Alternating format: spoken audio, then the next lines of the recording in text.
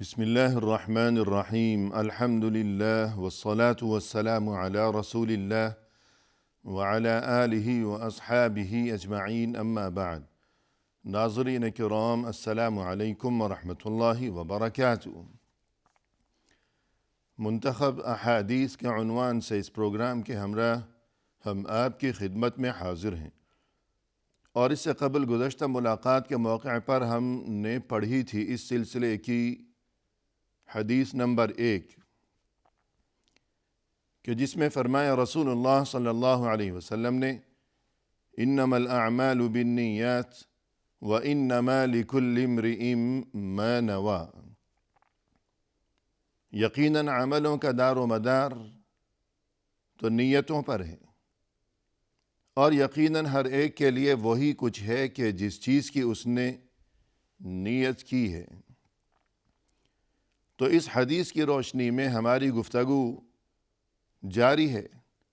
اخلاص نیت کی ضرورت و اہمیت کے بارے میں، اور یہ حدیث جو کہ صحیح بخاری کی سب سے پہلی حدیث ہے، ہم اس بارے میں جو کچھ بھی اس سے قبل مفصل گفتگو کر چکے ہیں، تو مزید اس بات کو سمجھنے کی ضرورت ہے کہ اس حدیث کے حوالے سے یہ بات واضح ہوتی ہے کہ نیت کا یہ جو معاملہ ہے، جو کہ انتہائی نازک اور اہم ترین معاملہ ہے، تو نیت کی وجہ سے 3 چیزیں واضح ہوتی ہیں، 3 قسم کے اثرات مرتب ہوا کرتے ہیں انسان کے اعمال پر۔ پہلی چیز ہے تمییز العادات عن العبادات، اور دوسری چیز ہے تمییز العبادات بعضها عن بعض، اور تیسری چیز ہے اختلاف الاجر والثواب حسب اخلاص النیہ۔ تو سب سے پہلی چیز یعنی تمییز العادات عن العبادات، تو اس سے مراد یہ ہے کہ ایک ہی کام ہے کہ بہت سے لوگ وہ ایک ہی کام کیا کرتے ہیں، لیکن نیت میں فرق اور اختلاف کی وجہ سے کسی کے لیے وہ کام محض عادت بن کر رہ گیا ہے، اور اس کے لیے اس میں کوئی اجر و ثواب نہیں ہے، جبکہ دوسرا کوئی ایسا کام جو کہ در حقیقت عبادت ہے ہی نہیں، محض عادت ہے، لیکن اس کے باوجود یہ دوسرا شخص اس عادت کو بھی یوں اپناتا ہے کہ اس میں وہ اللہ کی رضا کی نیت کو شامل کر لیتا ہے، تو یہ عادت اس کے لیے عبادت بن گئی۔ کسی کے لیے عبادت اس کی غفلت کی وجہ سے عادت بن جاتی ہے، جبکہ کسی دوسرے انسان کے لیے عادت عبادت بن جاتی ہے۔ مثلاً کوئی شخص جمعے کے دن یا عید کے دن نہاتا ہے، صاف ستھرا ہوتا ہے اور نیا لباس زیب تن کرتا ہے، محض اس وجہ سے کہ یہ تو رسم ہے اور یہ تو رواج ہے، لیکن دوسرا شخص یہی کام انجام دیتا ہے، لیکن اتباع سنت کی نیت بھی وہ شامل کر لیتا ہے۔ تو ایک ہی کام ہے، کسی کے لیے عبادت اور اجر و ثواب کا سبب اور ذریعہ، جبکہ کسی دوسرے کے لیے وہ محض عادت ہے اور اس کے لیے کوئی اجر و ثواب نہیں ہے۔ تو دونوں میں یہ اتنا بڑا فرق نیت کی وجہ سے ظاہر ہوا ہے۔ اور اس کے بعد دوسری چیز ہے تمییز العبادات بعضها عن بعض، کہ 2 انسان ہیں جو کہ عبادت انجام دے رہے ہیں، کہ عادت اور عبادت کی بات نہیں ہے، بلکہ دونوں ہی عبادت انجام دے رہے ہیں، اور دونوں کی نیت عبادت کی ہی ہے، اور اللہ کا قرب حاصل کرنے کی نیت ہے اور طلب ہے، لیکن اس کے باوجود محض نیت کی وجہ سے دونوں کی عبادت جدا جدا ہوگی۔ کہ 2 شخص ایک ساتھ کھڑے ہوئے نماز پڑھ رہے ہیں، فرض کیجیے، اب ممکن ہے کہ ایک کوئی فرض نماز پڑھ رہا ہے اور دوسرا سنت پڑھ رہا ہے یا نفل پڑھ رہا ہے، تو ایک ساتھ کھڑے ہوئے ہیں، قریب قریب ہیں، ایک جیسا کام، اور یہ کہ رکوع اور سجود سبھی کچھ ایک ہی ہے، لیکن نیت میں اختلاف اور فرق کی وجہ سے عبادت میں تمیز ہو گئی کہ اس کی عبادت یہ فرض ادا کر رہا ہے اور دوسرا شخص بظاہر اسی جیسی عبادت انجام دے رہا ہے لیکن وہ سنت یا نفل پڑھ رہا ہے۔ یا فرض کیجئے کہ دو آدمیوں نے روزہ رکھا ہوا ہے، ایک ہی جیسا عمل ہے، اور یہ کہ بوقت سحر اور یہ کہ پھر افطار وہ ایک ساتھ ہیں، سبھی کچھ ایک ہی جیسا ہے، اور یہ کہ روزے کے دوران جو کام ممنوع ہیں ان سے وہ پرہیز کیے بیٹھے ہوئے ہیں۔ لیکن ممکن ہے کہ کسی کا کوئی قضا روزہ ہو، چھوٹا ہوا رمضان کا روزہ، فرض روزہ، اور دوسرے نے نیت کر رکھی ہو کوئی نفل روزہ ہے یا کفارے کا روزہ ہے مثلا، تو دونوں ہی عبادت انجام دے رہے ہیں لیکن دونوں کی عبادت جدا جدا ہو گئی۔ کس وجہ سے؟ نیت جدا ہونے کی وجہ سے۔ اور تیسری چیز جو کہ مرتب ہوا کرتی ہے نیت کی وجہ سے، وہ یہ کہ اختلاف الاجر والثواب حسب الاخلاص فی النیہ، کہ بہت سے لوگ ہیں ایک ہی جیسی عبادت انجام دینے میں وہ مشغول ہیں، لیکن اس کے باوجود نیت کی جو کیفیت ہے کہ نیت بھی ایک ہی ہے، لیکن جو کیفیت ہے نیت کی اور جو ایمانی صورتحال ہے، جو قلبی معاملہ ہے، جو اخلاص کا معاملہ ہے کہ اللہ کے لیے اخلاص، خلوص نیت یا اخلاص نیت، تو اس کے مختلف درجات ہوا کرتے ہیں، اس کے بہت سے مراتب ہوا کرتے ہیں کہ دو شخص ہیں ایک ہی امام کے پیچھے، ایک ہی امام کی اقتداء میں، ایک ہی نماز پڑھ رہے ہیں، ایک ساتھ کھڑے ہوئے ہیں، لیکن اس کے باوجود عین ممکن ہے کہ دونوں کے لیے اللہ کے ہاں جو اجر و ثواب ہے اور جو ان کے لیے مقام و رتبہ ہے، شاید اس میں زمین و آسمان کا فرق ہو۔ یہ فرق کیسے ہو گیا؟ حالانکہ دونوں ہی عبادت کر رہے ہیں، ایسی بات تو نہیں ہے کہ ایک عادت انجام دے رہا ہے دوسرا عبادت انجام دے رہا ہے، نہیں، دونوں عبادت انجام دے رہے ہیں۔ اور ایسی بات بھی نہیں کہ ایک فجر کی نماز پڑھ رہا ہے دوسرا ظہر کی نماز پڑھ رہا ہے، یا ایک فرض نماز پڑھ رہا ہے دوسرا سنت پڑھ رہا ہے، یہ معاملہ بھی نہیں، سبھی کچھ ایک ہے، ایک ہی نماز، ایک ہی امام کی اقتداء میں ایک ساتھ کھڑے ہوئے ہیں، سبھی کچھ بالکل بعینہ ایک ہی ہے بظاہر، لیکن یہ جو اندر کا معاملہ ہے، جو باطن کی صورتحال ہے، اس کی وجہ سے دونوں کے لیے مقام و مرتبے میں اور یہ کہ اللہ کی طرف سے اجر و ثواب میں بہت زیادہ فرق ہو سکتا ہے۔ کیوں؟ اخلاص نیت کی وجہ سے، کہ مثلا رسول اللہ صلی اللہ علیہ وسلم نے ایک موقع پر یہ ارشاد فرمایا کہ لو انفق احدکم مثل احد ذهبا ما بلغ مد احدهم ولا نصیفہ، فرمایا کہ یاد رکھو جو میرے پرانے ساتھی ہیں، جو ابتدائی دور کے مسلمان ہیں، جو السابقین الاولین ہیں، کہ جنہوں نے اس زمانے میں دین اسلام قبول کیا اور دعوت حق پر لبیک کہا انہوں نے، کہ جو بہت ہی مشکلات کا زمانہ تھا اور محض اللہ کی رضا کی خاطر ہر قسم کی مشکلات کا وہ مقابلہ کرتے رہے، سامنا کرتے رہے، خندہ پیشانی کے ساتھ، ہنسی خوشی، اللہ کی رضا کی خاطر۔ ان میں سے اگر کوئی اللہ کی راہ میں مٹھی بھر جو خرچ کرے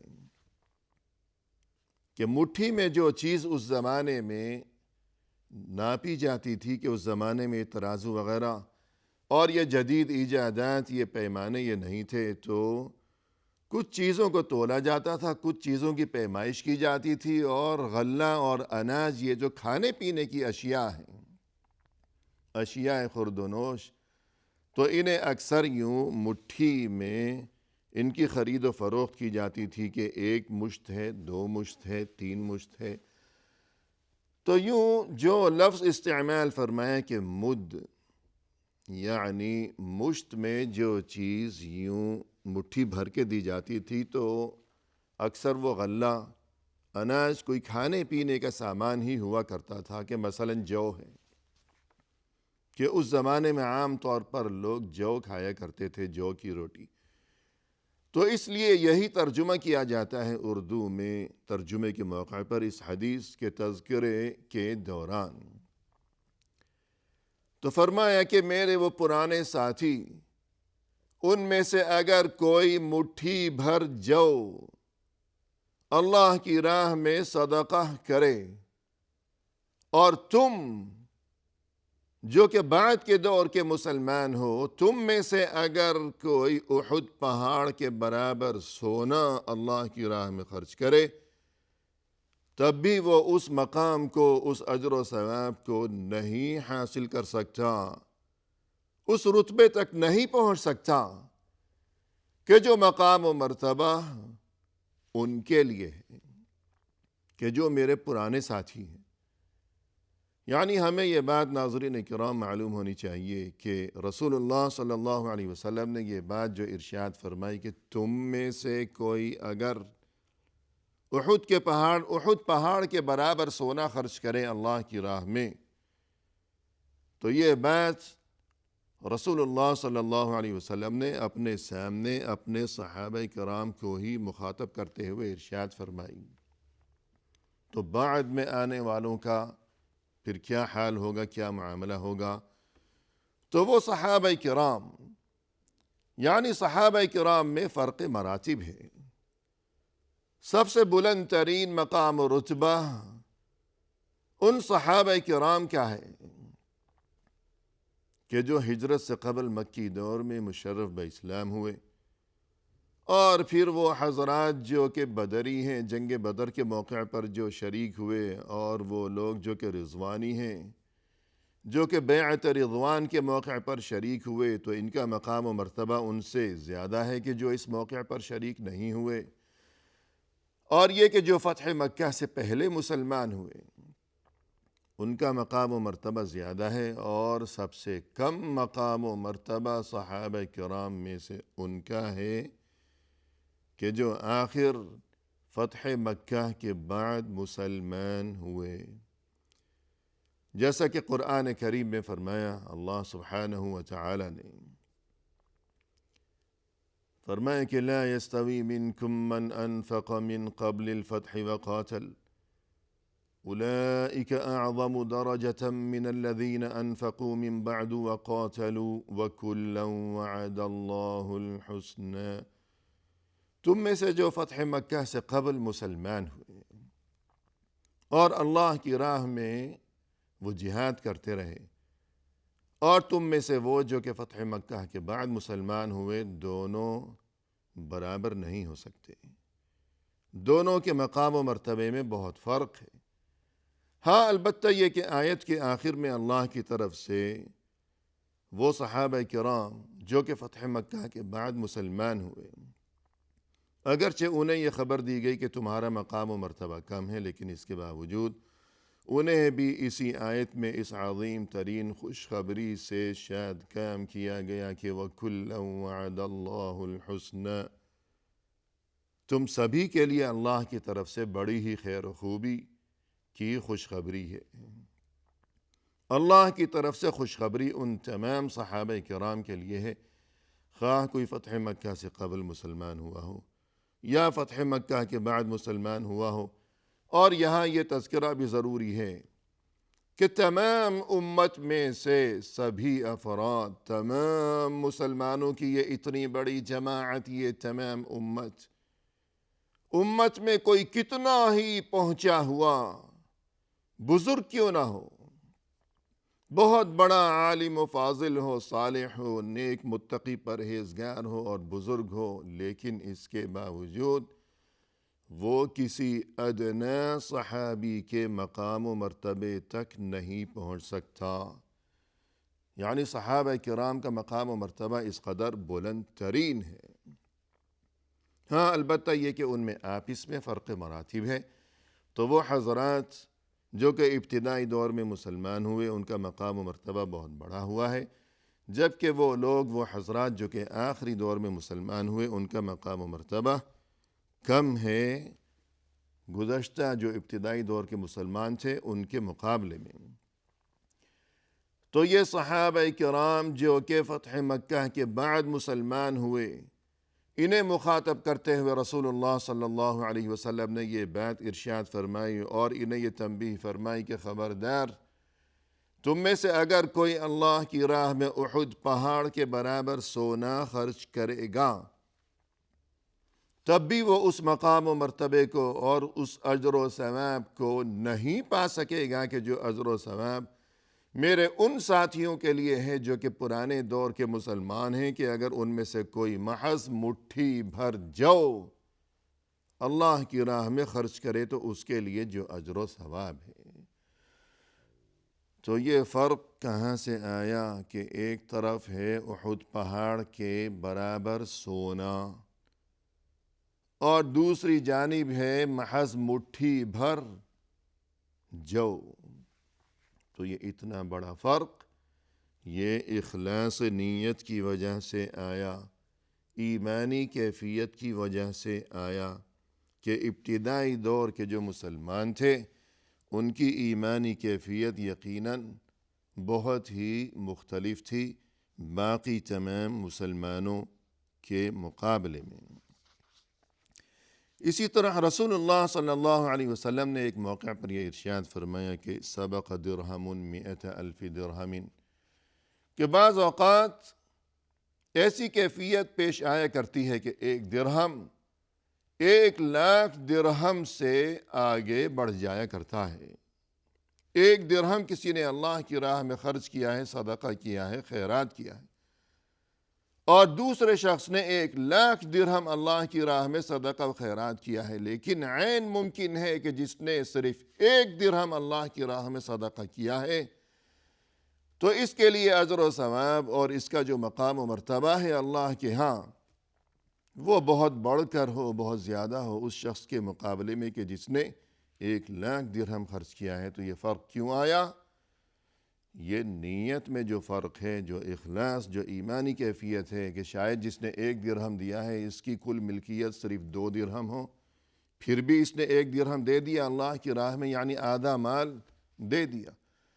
اور جس نے 1,00,000 درہم دیے ہیں شاید اس کے پاس 10 لاکھ ہوں، 20 لاکھ ہوں، 50 لاکھ ہوں۔ اور پھر یہ کہ جو ایمانی کیفیت ہے، الغرض نیت میں جس قدر اخلاص ہوگا اسی قدر اجر و ثواب زیادہ ہوگا، لہذا ہمیں اپنے گریبان میں جھانکنا چاہیے، اپنی نیتوں کو درست کرنا چاہیے۔ اسی کے ساتھ ناظرین کرام ہمیں دیجیے اجازت، فی امان اللہ، وآخر دعوانا ان الحمد للہ رب العالمین۔